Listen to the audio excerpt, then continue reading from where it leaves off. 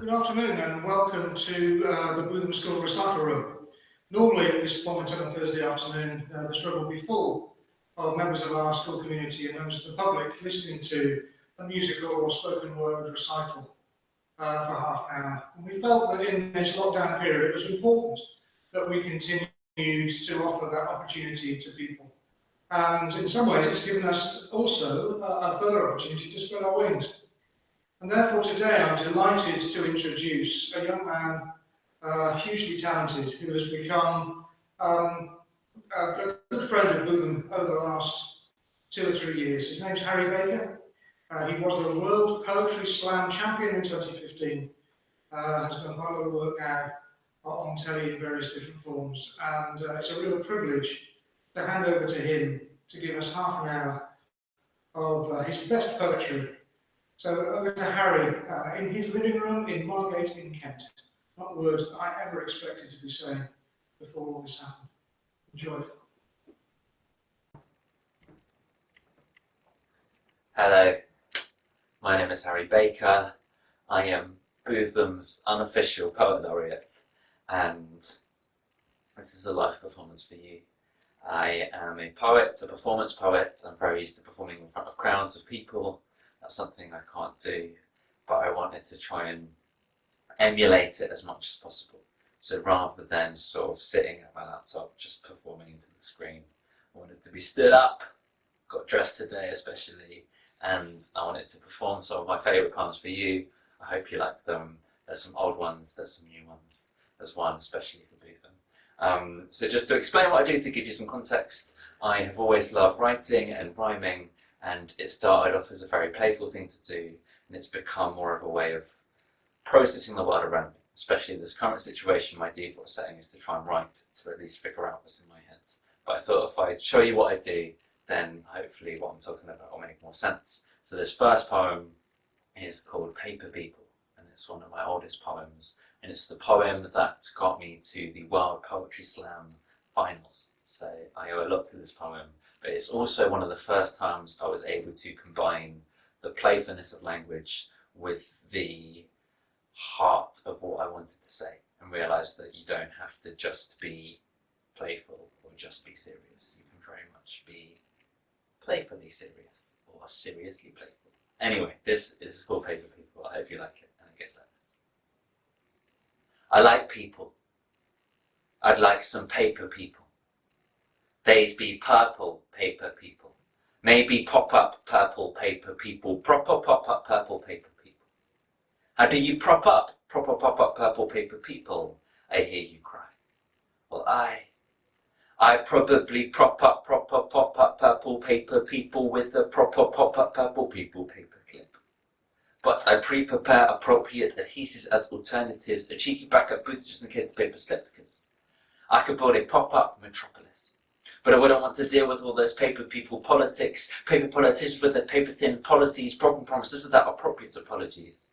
There'd be a little paper me and a little paper you. And we could watch paper TV and it would all be pay-per-view. We'd see those poppy paper rappers rap about their paper package, or as paper carriers get stuck in paper traffic on the A4 paper. There'd be a paper Princess Kate. We'd all stare at paper. We'd all live in fear of Killer Jack the Paper Ripper, because the paper propaganda propagates the people's prejudice as papers printing pictures of the photogenic terrorist that is a little paper me and a little paper you. Then a pop-up population, people's problems pop up too. There'd be that pompous paper parliament who remained out of touch and who ignored the people's protests over all those paper cuts, and then those peaceful paper protests would get blown to paper pieces by those confetti cannons, by plaintive police, and yes, there'd still be paper money, so there'd still be paper greed in those paper piggy bankers pocketing more than they need, purchasing the potpourri to pepper their paper properties. Others live in poverty and aren't acknowledged properly, a proper poor economy where so many are proper poor, but while the needs get ignored, the money goes to big wars, origami armies, on for plans of paper planes, and we're remain imprisoned by our own paper chains. But the greatest shame is that it always seems to stay the same. What changes is who's in power, choosing how to lay the blame. They're naming names, forgetting these are names of people. Because in the end, it all comes down to people. I like people. Because even when the situation is dire, it is only ever people who are able to inspire on a paper It's hard to see a wheel cope. But in the bottom of Pandora's box, there's still hope, and I still hope because I believe in people. People like my grandparents, who every single day since I was born have taken time out of their morning to pray for me. That's 8,396 days straight to someone checking I'm okay, and that's amazing. People like my aunt who puts on plays with prisoners. People who are capable of genuine forgiveness. People go out of their way to make your life better and expect nothing in return. You see, people have potential to be powerful. Just because the people in power tend to pretend to to succumb to that system. And their paper population is no different. So there's a little paper me and a little paper you. And we could watch paper TV and it would all be pay-per-view, and in a pop-up population, people's problems pop up too. But if the whole world fell apart, then we'd still make it through. Because we're people.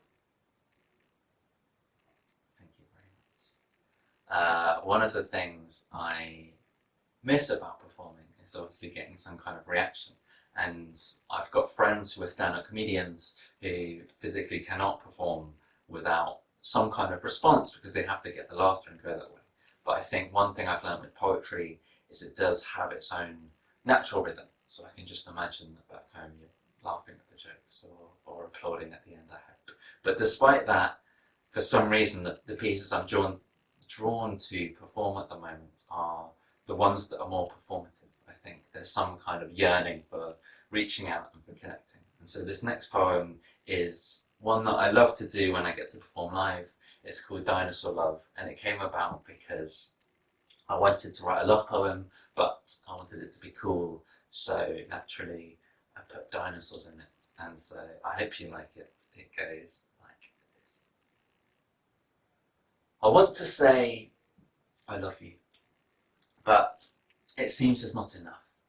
Because when people say I love you, it can mean a lot of stuff like I'll always have your back, or I'm glad I'm not alone, or to be honest, I'd say anything, so you'll hang up the phone because I'm kind of in the middle of something right now. And these Doctor Who box sets ain't gonna watch themselves. I want to say I love you, but it seems it's not enough, because when people say I love you, it can mean a lot of stuff, and what I'm really trying to say is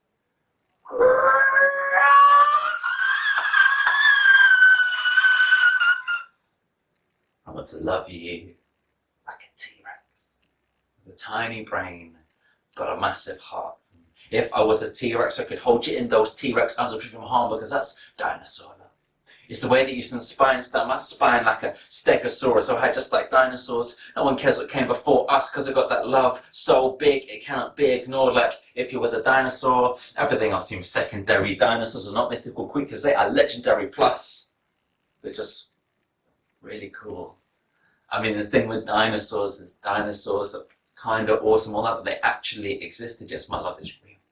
I ain't talking blindly walking, strings attached like Theseus. That's Minotaur love. When this is dinosaur love, this ain't no damsel in distress, trap princess, dragon slaying quest, because one, dragons never happen, two, most women don't need rescuing. So, feminist dinosaurs.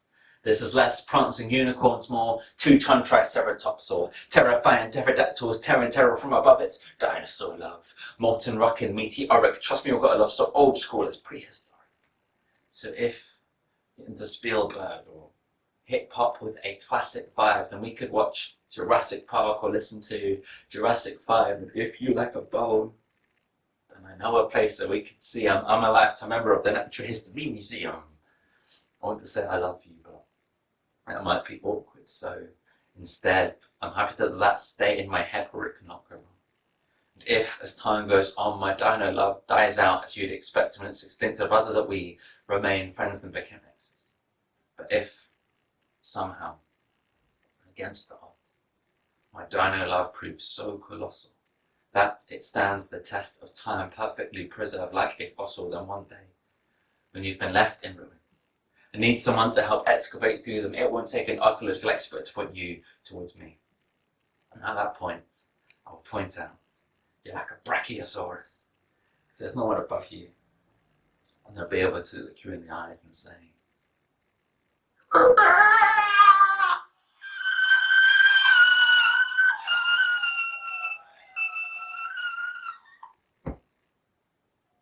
you very much. So this poem I've not performed for a while, so I'm going to read it. But it is a poem that I wrote for Bootham and about the idea of silence. And as with so much, I think the concept of silence for me has taken on a new meaning during this time, whether it is just I live in Margate down by the sea and walking through the old town, which is normally heaving, especially as it gets sunnier, and just the silence and what comes with that, or whether it is going to the sea where there is always a sense of overwhelming silence and realising that there are still things out there bigger than us. But this is the poem I wrote about silence that I would love to share with you. I have this friend called Silence. It felt awkward when we met, although I've noticed recently I've started calling her a friend. I rarely saw her in the city. Our paths didn't seem to cross, which means the time she spent with me, I learnt to love for what it was. We never used to get along. I used to find her too intense, but when you give somebody time, you'd be surprised how close you get. And while I still make baby steps, she has known me since I was born. I've just not always recognised her when she holds so many forms. And yet still when we are in groups, I see her start to fade away. And yet still when we are alone, I see she cannot be escaped. She can be awkward silence, the type we don't know how to act around, so we try to distract ourselves and pretend she's not there. She can be thoughtful silence. She lets both head and heart space filter, as my mind empties to fill hers when there's no one else to share. She can be awesome silence, when the world leaves us astounded. Sound can't begin to wrap around it, so it doesn't dare to try. There is the warmth of silence. If we listen, she invites us in. The second we have time to give, then she begins to thrive. And yet still when we are in groups, I see her start to fade away. And yet still when we are alone, I see she cannot be escaped. She has been with me in my loneliness, whether or not I noticed it. She's with me in my hopefulness, whether or not I noticed this. Just because you don't see someone doesn't mean they don't exist. I know I'm not alone in this. I know I'm not alone in this. She lies awake with me at night. She sits with me when I can't sleep. She is there when I'm bent double and can't find the words to weep. Sometimes we even pray together. She doesn't have to say a word, but just her being there makes it feel like I know that I'll be heard.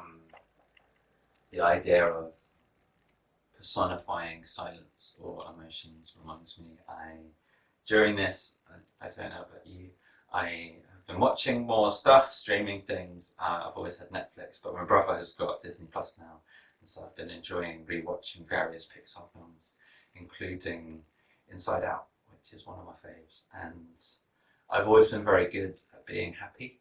My book's called The Sunshine Kid. It's named after a poem. I have that natural, optimistic outlook. But I think in amongst this, even I have had to acknowledge an overwhelming sense of sadness at points, or loneliness. And I think silence is a brilliant thing to sit with, just like in Inside Out, sadness is a good thing to sit with.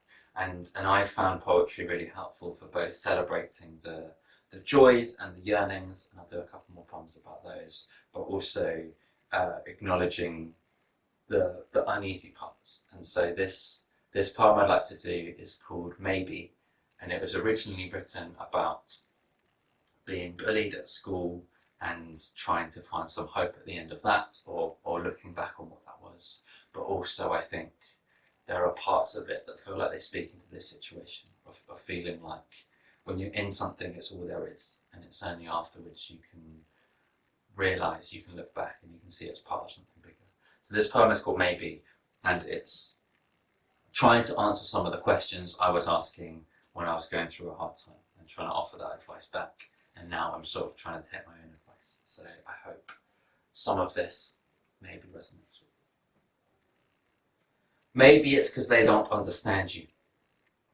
Maybe it's because they do and they're afraid of what they see. Maybe it's because you are not normal.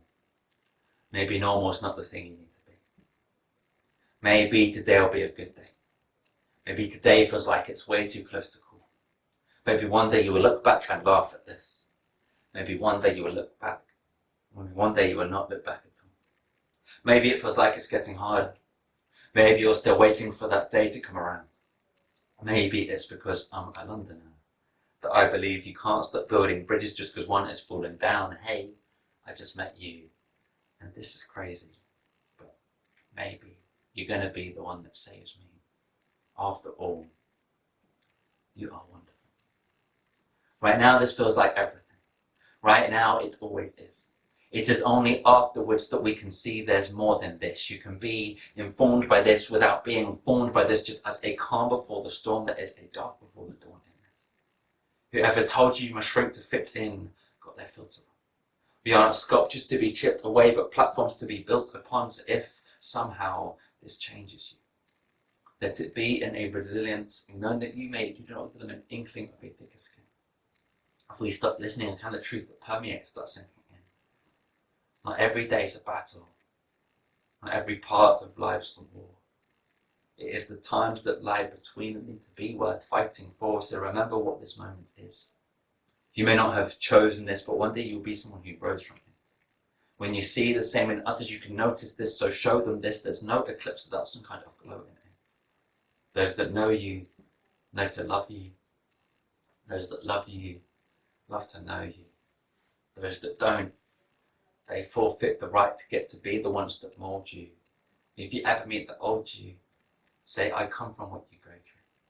There will be times when that's all you have to hold. There will be times you cannot help but cry, and times you cry for help. There will be times you resist or are too tired to rebel, and it takes everything. It's not just be defined by someone else. You can start by showing kindness to yourself. Thank you very much. So as well as sort of revisiting old poems and finding new relevance, I have been writing new things during this, so I'd love to just share a couple of those. This one is a love poem, and it's not got dinosaurs in it, but it is, I feel very lucky. I'm in isolation as everyone else is, but I live with Grace, my wife, and we get on very well. And normally I tour around a lot, I gig a lot, and so we've not really spent this long together in sort of an extended period of time since we got married, and thankfully we're still friends. But latest excitement was Grace cut my hair yesterday, so the haircut itself was fine, but what we didn't realise is that in cutting the hair, it would just get everywhere. So that hair is now on the t-shirt I was wearing, which we then put in the wash, which then just spread it onto all of our clothes. So we just got a lot of hairy clothes. That's the sort of situation in our house. But I think there is a tendency, the reason why I wanted to write Dinosaur Love is because even as a teenager, I was aware that we are told love is this mystical, ethereal, out there thing. And what I liked about dinosaurs is that, as well as being cool and incredible and impressive, whether you're a teenager or a 28-year-old man, they existed, they were real. My favourite line in that poem is that they were real. And so I wanted to try and capture that. And this poem comes from a similar place about trying to capture the reality of love. But it's part of the longer thing I'm writing, and it's trying to realise that there is a powerful beauty in the everyday. And I think one thing that's come out of this is I have come to appreciate the day-to-dayness of love and of life and of what comes with that. So this is not, sometimes I'm self-conscious about doing sort of love poems or personal stuff in different contexts, but because there's just me and a camera, I can't tell if you're enjoying it or not. So I hope you are, but this is dust, and this is how it goes. It's not the flowers, it's the weeding in the mud for you. It's not the champagne, it's the cuppa in that favourite mug you use. It's not the chocolate, okay, yes it is, but not just one or two, it is becoming Bruce Bog Trotter and Augustus Gloop. It's voting frozen pizza over fancy grub with you, because sometimes nothing can beat a slice of comfort food. It's knowing anything I eat will include some for you, because you're not hungry but might just have a couple of things. It's not the dreaming, it's the waking up with you. I want to be here long enough to gather dust with you. We both agreed even romantic baths need bubbles too, but now I see maybe the snorkel was too much for you. And yes, the submarine and rubber duck came out a touch too soon, and yet the fundamental truth is I have fun with you. It's watching crappy films because that's what you want to do. Then on the nights you're gone, finding I want to watch them too. It's knowing if it came to it and I had option 2, I would not change a thing about what I have got with you. It's not the dreaming, it's the waking up with you. I want to be here long enough to gather dust with you. For us, love isn't in the air, that is just where we found it. Or this is built upon what we have done to ground it. It's not the spark when we first met, it is the lifetime that surrounds it. It's by small amounts that mounds amount to mountains. I need not justify, adjust, or fear I'm judged by you. Among the glorious consistency of loving you. My heart's not skipped a beat, it just constantly thuds for you. Such is the everyday magnificence of loving you. It's not something we fell into so much as stumbled through. It's the spectacular normality of loving you. It's not the dreaming, it's the waking up with you. I want to be here long enough to gather dust. So this next one is a new one as well, and then I will just finish with one or two older newer ones, if that makes sense. But I think one of my favourite quotes that I've heard about this time that we're in is that we may not all be in the same boat, but we are all in the same storm. And I think, I feel very lucky that I'm stuck with someone that I like and that we can go and walk by the sea. I know other people who don't have that. But I think one thing that almost everyone I've spoken to about, no matter what situation they're in, has expressed is sort of looking forward to the next time they're allowed to hug their mum or their brother or their friends or whatever. And this was something I was feeling, and I wrote this, and lots of people have got in touch and said they've been feeling something similar. So again, I hope something in this speaks to you. When this is over, I will hold you closer than you've ever known. When you see me, you can squeeze me till you feel my very bones. How I long to let you know that I won't want to let you go. There will be so much left to say, yet still some things are better shown. I will wrap my arms around you for the seconds we have lost. Our words will find a way to wait as we locate the weight of us. Though we are changed, there'll be a sense of same about the way we touch. Though it is strange, we will embrace how long it takes us to adjust. Because when the start has given way, well then so many ends can enter. When the heart is given space, it will forever tend to tender. These affections kept at bay can once again descend to centre. Something will have come to yearn as hummingbirds connect to nectar. When our genetics show that everything within us remains connected beyond anything we've witnessed, we must admit the codependence of existence. Human beings were not meant to be kept distant. For all the overwhelming moments where I felt like giving up, there was no point where I was worried we'd forgotten how to love. And when the future's all we've got, well then that's got to be enough. Or that I know is when I'm low, that I have wanted to be hugged. And if you'd rather have a handshake, that is absolutely fine. Even a wave for me is saying I am glad that you're alive. Whichever form it takes, when this has passed and we've started again, I will no longer take for granted any chances to connect.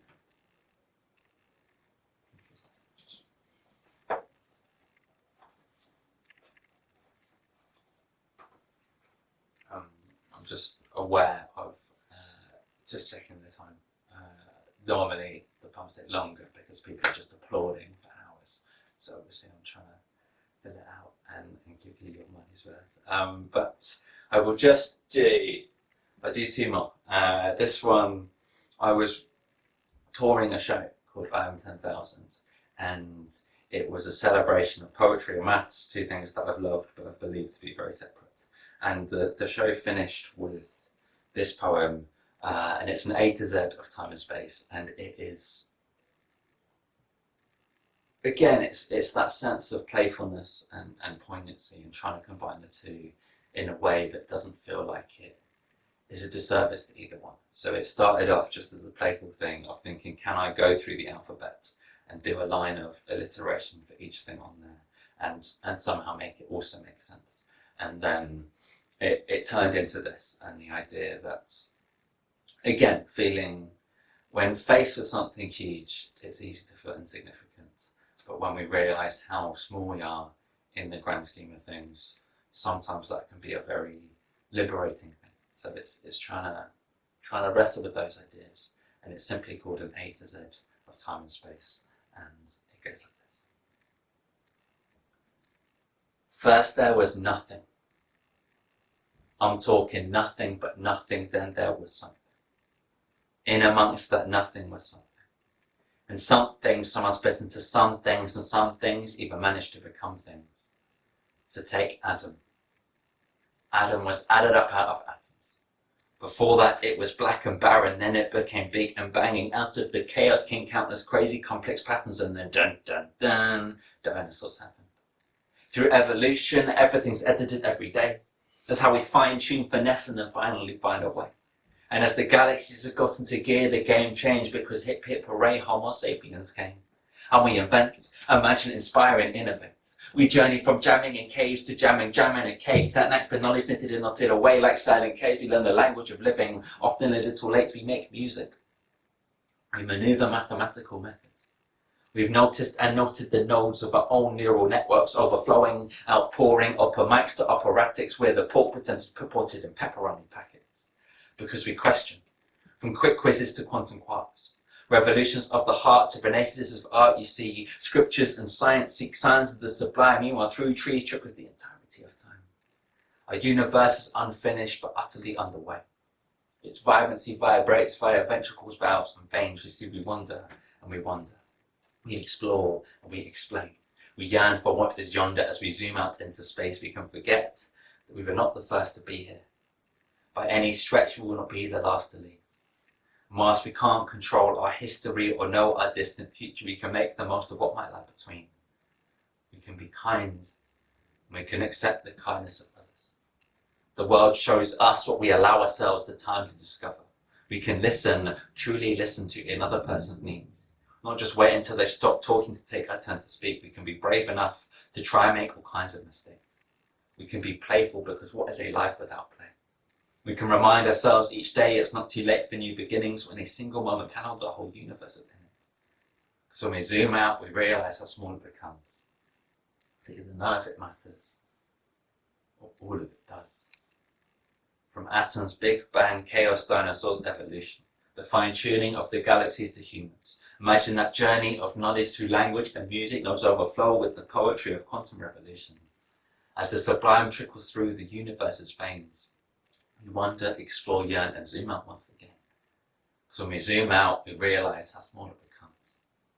So either none of it matters, all of it does. Thank you very much. I will finish on this one.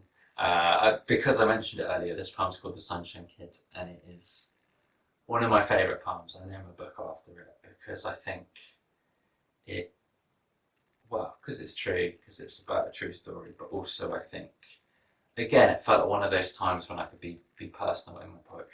And yeah, I hope you like it. I hope you're doing okay wherever you are. I hope you're looking out for each other in any ways that you can, because that's how we'll get through this. But this poem's called The Sunshine Kid. Thank you for listening. It goes like this.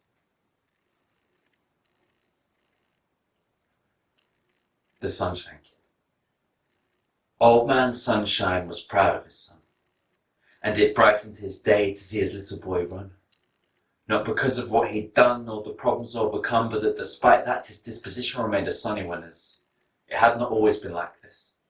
There had been times when he tried to hide his brightness, you see. Every star hits periods of hardship. It takes a brighter light to inspire them through the darkness. And if we go back to when he was born in a nebula, we know that he was never thought of as regular because he had a flair about him. To say the Midas touch is wrong, but all he went near seemed to turn a little bronze. Yes, this son was loved by some more than others. It was a case of Joseph and his dreamcoat and his brothers, because standing out from the crowd had its pros and its cons, and jealousy created enemies and those he outshone, such as the Shadow People. Now the Shadow People didn't like the Sunshine Kid, because he showed up the dark things the Shadow People did. When he shone, he showed the places where the Shadow People hid, so the Shadow People had an evil plan to get rid of him first up. They made fun of his sunspots, shooting his dreams from the sky. The words were gunshots, designed to remind him he wasn't very cool and didn't fit in with any popular kids at school. They said his head was up in space. They would bring him down to earth. Essentially, he came from nothing. That is what he was worth. He never get to go to university to learn any degrees. Never showed be the first degree burns from those that came too close. Told him he was too bright. That's why no one ever looked him in the eyes. The judgment became clouded. So did the sky with evaporated tears. The sun started to cry because the sunshine kid was bright, with a warm personality. And inside he burnt savagely, hurt by the words and curses of the shadowy folk who broke holes in his soul and left cavities, and as his heart hardened, his spark darkened. Every time they called him names, it cooled his flames. He thought they might like him if he kept his light dim, but they were visited in lightning. She had terrible aim.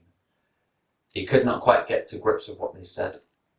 So he let his light be eclipsed by what they said. He fell into a lone star state like Texas Valley had been punched in his solar plexus. But that is when Little Miss Sunshine came along, singing her favourite song about how we're made to be strong. You don't have to be wrong to belong, just be true to who you are, because we are all stars at heart. And Little Miss Sunshine was hot stuff. A kind of girl, and you looked at her, you forgot stuff. But for him, there was no forgetting her. The minute he saw her image burn in his retina, she was out of this world. She accepted him. Something about this girl meant he knew whenever she was next to him, things weren't as dark as they seemed. He dared to dream, shadows were nowhere to be seen. When she was there, he beamed, and his eyes would light up in ways that can't be faked. When she grinned, her raised, and tipped words of hate to give each other nicknames. They were Cool Star and Fun Sun, and gradually the shadowy damage became undone. She was one in a septillion, and she was brilliant. Could turn the coldest-blooded reptilians vermilion, loved by billions, from Chileans to Brazilians, and taught the Sunshine Kid the meaning of Brazilian. She said that all the darkness in the world could not put out the light from a single candle. So how the hell could they handle your light? Only you can choose to dim it, and the sky is the limit, so silence the critics by burning. And if eyes are windows of the soul, then she drew back the curtains to let the sunshine through the hurting. So in a universe of adversity, these stars stuck together. And though days became nights, the memories would last forever, whether the weatherman said it or not. It would be fine, because even behind the clouds, the kid could still shine. Yes, the Sunshine Kid was bright, with a warm personality. And inside he burnt savagely, fueled by the fire inspired across galaxies, by the girl who showed him belief. Thank you very much for having me. Thank you very much for listening. I hope you're doing okay. Stay safe, look out for each other, and I'll see you soon, hopefully.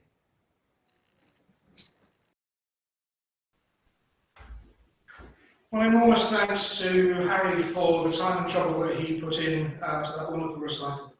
And thank you also to you for being here to enjoy it with us, either live or watching it later on YouTube. It's been great. We've been able to participate. So which only reaches a relatively small audience.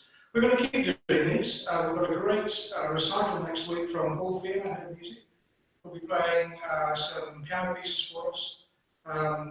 If you haven't heard him play and seen him before, it's really, really worthwhile for you to make the time and trouble to come and do that. So please join us then.